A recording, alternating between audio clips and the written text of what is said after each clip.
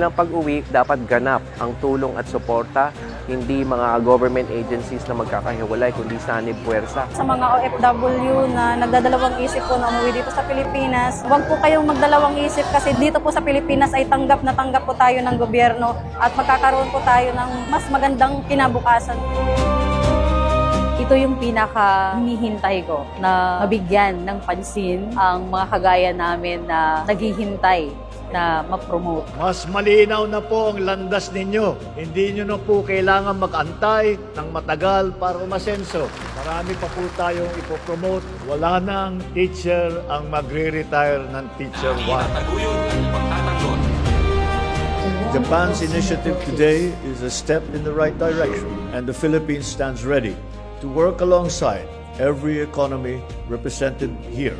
Our people deserve energy systems that are secure, affordable, and resilient. That is the commitment we share, and that is the goal we pursue together here today.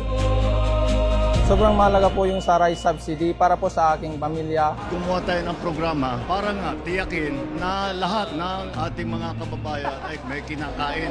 Sobrang malaking tulong po ito para sa amin kasi halos 30% po yung napupunta sa rice subsidy namin. So may pandagdag po kami para sa mga ibang gastusin.